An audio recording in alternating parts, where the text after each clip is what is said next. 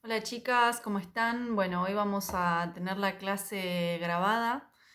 No voy a poder participar de la misma, de la manera que la venimos haciendo por, bueno, diferentes cuestiones personales que no me permiten estar este viernes en la clase. Por eso, para no perder el momento de clase con Gaby, decidimos dejárselas grabadas previamente para que, bueno, puedan continuar con el aprendizaje de los contenidos de la materia. Luego del examen, lo que vamos a trabajar va a ser con la bolilla 3 o la unidad 3 del programa, que tiene que ver con eh, la gestión y la planificación turística del patrimonio local en turismo rural y manejo de áreas costeras.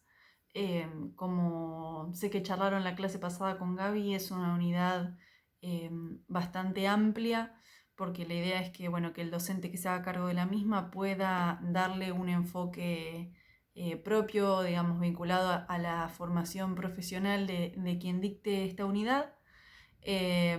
Por lo cual vamos a justamente hacer un poco de esto, haciendo hincapié principalmente en lo que tiene que ver con la planificación del turismo regional, eh, de alguna manera tratando de trabajar cooperativamente o mancomunadamente la planificación de los destinos costeros en conjunto con los destinos de interior. Pero bueno, más allá de esto, que lo trataremos en momentos más adelante, en próximas clases, esta clase en particular vamos a trabajar con la primer inciso de esta unidad, que tiene que ver con el papel del Estado en la planificación turística, trabajar sobre la Ley Federal de Turismo y el Plan Estratégico de Turismo Sustentable, digamos, a nivel nacional. Ese sería como el eje principal de la clase de hoy. Justamente lo que se busca es tratar de generar un abordaje desde cuál es el rol del Estado en cuanto al turismo y la planificación turística, ¿no? Nosotros sabemos que en cualquier sistema turístico que se analice, los actores involucrados van a ser principalmente el sector privado, ¿sí? Donde van a estar todos los actores que conocemos, tanto hoteleros como extrahoteleros, de todo, digamos, dentro de la industria turística vamos a tener todos los privados, pero también el sector público, que va a tener un rol fundamental y y luego también vamos a tener el tercer sector o la población local, ¿no? Siempre nos centramos mucho en la carrera y generalmente cuando se habla los diferentes textos en el sector privado eh, en la población local, y rara vez se hace un fuerte hincapié en el rol del Estado, ¿no? Obviamente que los roles son diferentes, las tareas que se encargan son diferentes, muchas veces el Estado va más a lo que tiene que ver con la planificación, marcar el rumbo de la planificación turística, y con lo que tiene que ver con la promoción de los destinos tanto a nivel nacional como regional, la identificación de una marca país o una marca de algún destino en particular, y luego obviamente de otras cuestiones como la infraestructura básica, ya sea lo que tiene que ver con rutas, iluminación pública, con todo lo que tiene que ver con la infraestructura básica de un destino que excede lo turístico, ¿no? Tiene que ver con una infraestructura que obviamente también va a servir para la población local, pero que es fundamental para garantizar calidad en el destino. Luego el sector privado se va a encargar de cuestiones que tienen que ver con la formación de productos y con la comercialización de los mismos principalmente, y eso va a también obviamente dar como resultado en una infraestructura, la creación y la inversión en una infraestructura turística, ¿no? ¿Qué es esto que decimos? Hoteles, parques de diversiones, bueno, todo tipo de inversiones estrictamente turísticas. Pero volviendo al tema volviendo al tema del Estado y volviendo al tema de qué es lo que hace el Estado, no solo en materia turística, sino en materia de planificación y de políticas públicas en general, y luego, obviamente, acotado a lo que nos compete específicamente, que es el turismo. Lo primero que hay que charlar es una cuestión fundamental que tiene que ver con qué es la política y qué son las políticas públicas, ¿no? Estas dos son dos cuestiones que son diferentes, pero tanto la política como las políticas públicas tienen que ver con el poder social. Mientras que la política es un concepto mucho más amplio y que tiene que ver con el poder en general, las políticas públicas corresponden a soluciones específicas para manejar asuntos públicos, justamente. Y esto es lo que en inglés se diferencia, o sea, tenemos también dos palabras distintas, así como en español está política y políticas públicas, es lo que en inglés se denomina politics y policies, ¿no? Van a ser las dos diferencias conceptuales. Las políticas públicas son un factor común de la política y de las decisiones del gobierno y también de la oposición. Así la política puede ser analizada como la búsqueda de establecer políticas públicas sobre determinados temas o también influir en ellas. A su vez, parte fundamental del quehacer del gobierno, que se refiere al diseño, a la gestión y a la evaluación de políticas públicas, y obviamente el objetivo de los políticos consiste en llegar a establecer políticas públicas de su preferencia o bloquear obviamente aquellas que resulten inconvenientes. Lo que vamos a ver más adelante es que las políticas públicas, si bien las van a gestionar, las van a llevar a cabo los gobiernos, la colocación en la agenda pública de estas problemáticas o de estas necesidades no necesariamente va a surgir desde el Estado hacia la comunidad, sino que muchas veces es la comunidad y sus diferentes sectores quienes de alguna manera ejercen presión para colocar en la agenda pública ciertos temas y que luego el Estado de alguna manera las transforme en políticas públicas, ¿sí? Los gobiernos son instrumentos para la realización de políticas públicas y conviene de alguna manera verlos de esta manera. Ahora, ¿qué es una política pública en sí? ¿Cómo podemos definirlo? Bueno, primero, como veníamos diciendo, hay una cuestión de una encrucijada respecto a la conceptualización de lo que es una política pública, porque esta palabra proviene del inglés y en inglés tiene, digamos, tres acepciones diferentes, ¿no?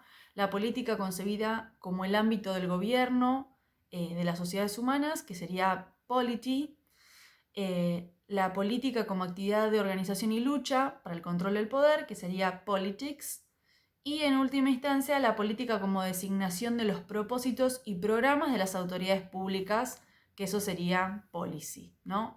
Digamos, de alguna manera las políticas públicas estarían más asociadas a esta última denominación o esta última acepción. Pero si hablamos, digamos, específicamente de autores que se dedican a investigar respecto a las políticas públicas, analizando, digamos, generando literatura especializada, hay un autor que se llama Roth Deubel, que considera una política pública como un conjunto conformado por uno o varios objetivos colectivos considerados necesarios o deseables y por medios y acciones que son tratados por lo menos parcialmente por una institución o una organización gubernamental con la finalidad de orientar el comportamiento de actores individuales o colectivos para modificar una situación percibida como insatisfactoria o problemática, ¿no? Digamos, tiene esta conceptualización de la política pública tiene diferentes cosas que son importantes resaltar.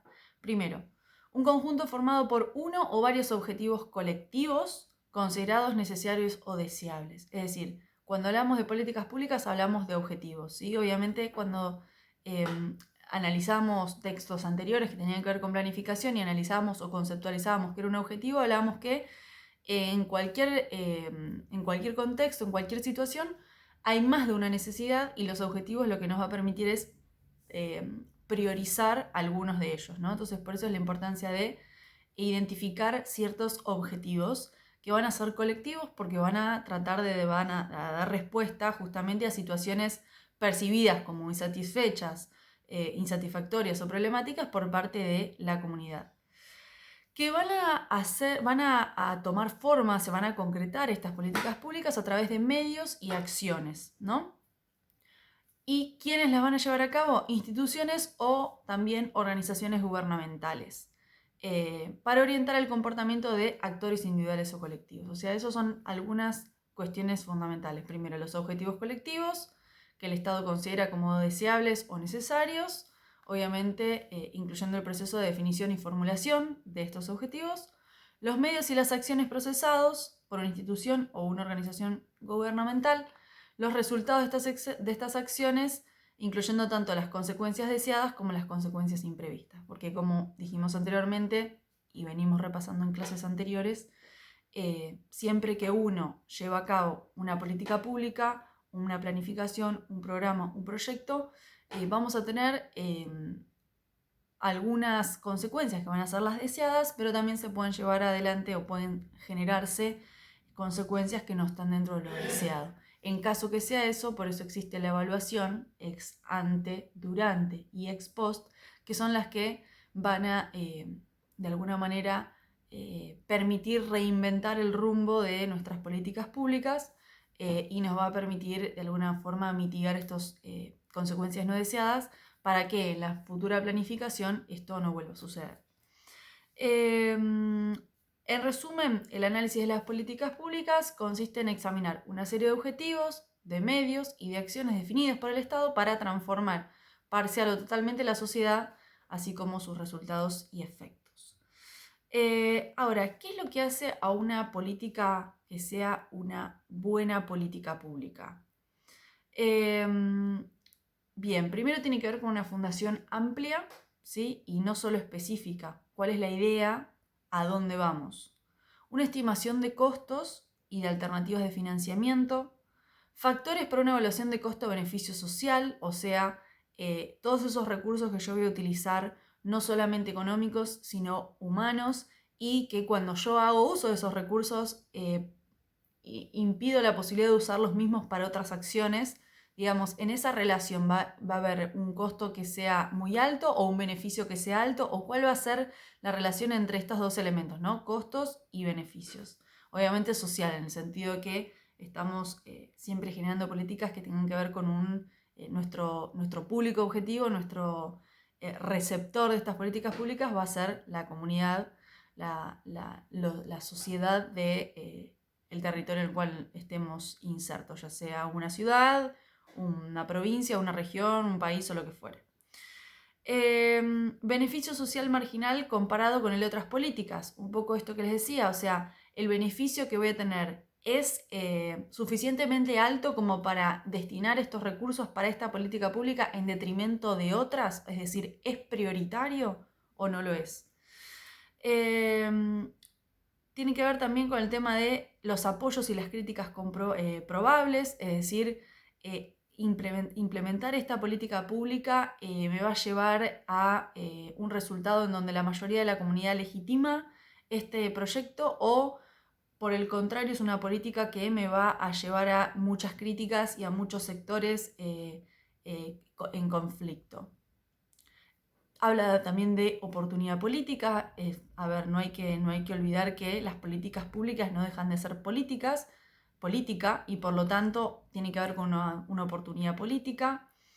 La claridad de los objetivos y, bueno, algunas otras cuestiones que hablan de cómo lograr que una política sea de excelencia, ¿no? Una buena política pública. Esto lo analizamos para entender bien cómo se da la planificación y cómo se generan estos rumbos de acción desde el Estado. Obviamente el Estado va a generar planes, programas y proyectos, pero estos planes, programas y proyectos, ¿no? En este nivel de jerarquía, van a estar delimitados por las políticas públicas, ¿no? Y como decíamos, en la mayoría de los casos, este proceso de definición de políticas públicas va a comenzar a partir de la instalación de alguna problemática en cierto sector de la comunidad, o también puede ser de un grupo político, puede ser de un partido político, puede ser, digamos, de un pequeño grupo de personas, pero siempre o en general la instalación de algún tema no va a estar dado por una persona individual, sino justamente por el agrupamiento de diferentes personas que pueden ser absolutamente heterogéneas en sus características individuales, pero que comparten una necesidad, ¿sí? A ver, pensemos, caso cuarentena. Hay mucha gente que está en contra de la cuarentena y instala en la agenda política esta cuestión de flexibilizar la cuarentena. En este intento de colocar en la agenda pública esta problemática tenemos desde personas de grandes empresarios que necesitan reabrir sus comercios, sus fábricas, sus industrias, lo que fuera, hasta pequeños artesanos que necesitan, no sé, de la flexibilización del transporte, por ejemplo. Entonces, tenemos personas que son muy heterogéneas, pero que pueden agruparse bajo alguna temática y que por eso, de alguna manera, logran agruparse. Es importante esto, ¿no? Siempre que se instala algún tema, tiene que ver con una demanda colectiva, justamente, porque las demandas individuales son demasiado limitadas para que verdaderamente ejerza presión. Algo que es un problema para un sector suficientemente grande comienza luego a ser problema o comienza a identificarse como un problema suficientemente importante para que los gobiernos lo asuman como tal. Y cuando estos problemas comienzan a ser asumidos por los gobiernos, dejan de ser un simple problema para transformarse en una cuestión pública, ¿no? Cuando algo se transforma en una cuestión pública, es decir, está en la agenda de la política, ¿sí? Esto es importante, no es lo mismo un problema social a un problema que ya forma parte de las cuestiones públicas, porque ahí es cuando el Estado, gobierno, oposición, etcétera, empiezan a tomar cartas en el asunto. Obviamente que las agendas son muy variables, tenemos problemas de toda índole, desde cuestiones que tienen que ver con hábitat, ¿no? Tratando de pensar un poco en la actualidad, ¿no? Cuestiones que tienen que ver con hábitat, con vivienda, a problemáticas que tienen que ver con los incendios forestales, a problemáticas que tienen que ver con los jóvenes que no se identifican con las oportunidades que le da Argentina y entonces migran a otros países. Digamos, en un mismo momento, en una misma situación, en un mismo contexto, podemos tener un montón de agendas muy variables, de naturalezas muy diferentes, pero que obviamente todas ellas, cuando tienen cierta presión social o suficiente presión social, se conforman como parte de la agenda política o la agenda pública y por lo tanto empiezan desde el Estado se empieza a tomar diferentes cartas en el asunto, por decirlo de alguna manera. Obviamente que la instalación de estos problemas en la agenda pública va a abrir a una siguiente etapa que va a tener que ver con el debate de distintas formas de solucionar este problema, ¿no? Entonces es la etapa de formulación de alternativas. No solamente el gobierno va a formular alternativas, sino también los actores involucrados, de forma directa o indirecta, también van a poder formar parte de esta formación o formulación de alternativas, ¿no? Esto va a tener que ver con qué tan democrático, cuál es el nivel de democracia sustancial se tiene, ya sea en el país, en la provincia, en la localidad o lo que fuere, porque obviamente va a tener que ver con cuán apertura, cuán importante o cuánta apertura hay a la hora de darse estos debates, ¿no? Qué nivel de participación se le dan a estos sectores, porque la participación puede ser desde hacer una huelga a mandar una carta al intendente, tener una audiencia pública, formar talleres o cualquier mecanismo de participación pública para la formación de estas alternativas. Y luego una etapa que es específicamente institucional, porque no solamente se puede hacer desde el Estado, tiene que ver con la adopción de una decisión, ¿no? Una vez que se formulan diferentes alternativas, se va a tener que decidir por alguna de estas opciones. En algunos casos esto va a requerir de una decisión por parte de los poderes ejecutivos y en otros casos por parte del Congreso de la Nación, provincial o, digamos, el Poder Legislativo en el ámbito en que esto sea. Y por último, o anteúltimo en realidad, tiene que ver con la etapa de implementación o la puesta en práctica, que obviamente ahí todos los actores vuelven a entrar en debate, vuelven a entrar en práctica. Algunos van a estar a favor, otros van a estar en contra, dependiendo cuál es la postura respecto a este tema y a la implementación de esta política pública.